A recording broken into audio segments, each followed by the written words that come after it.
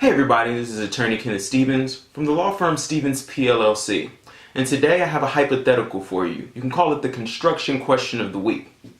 So look, you have a general contracting company. Let's call it Z Contracting LLC.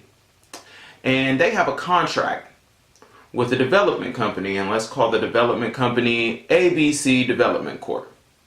So these two have a contract to do a project. Like many of you, the contract has in it that all the work, any changes to the work, must be approved in writing by a change order. So only time you can have additions to the work or changes to the work are by approved written change orders. Okay? Now, let's say that Z Contracting does some additional work outside the scope of the project, but doesn't get the change order approved in writing. Maybe there's some allegations of an oral approval, but there's no evidence of it, or there's no hard evidence of it.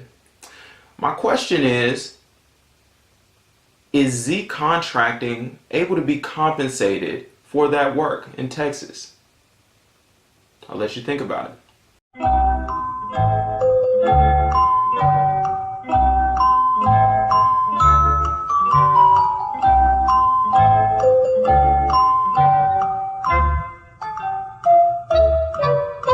Yes, Z Contracting will be compensated for that work. See, there was a key thing in the hypothetical. Did you catch that? The thing is, the work that Z Contracting provided was outside the scope of the original project. It was additional work. It was extra work. And so there's an exception to this change order rule called quantum meruit.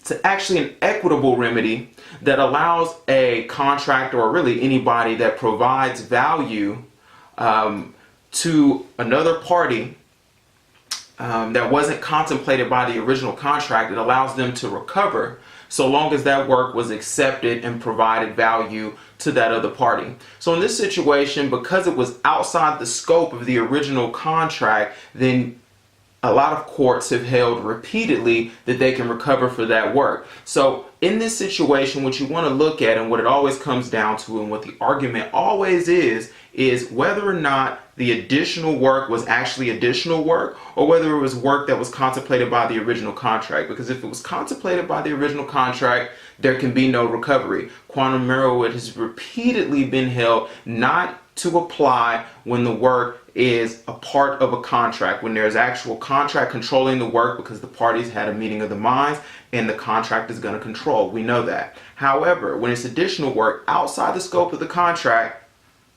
then that applies. So I hope that's helpful. Keep that in mind. Yes, written change orders are the best policy. Let's always go there with that. GCs, subs, you guys, make sure you get a written change order and make sure you get in writing that it's approved. However, if it's additional work outside the scope of the project, outside the scope of the contract, then hey, all hope is not lost. If you've done the work, the work's been accepted. All right, thanks a lot, and y'all have a good one.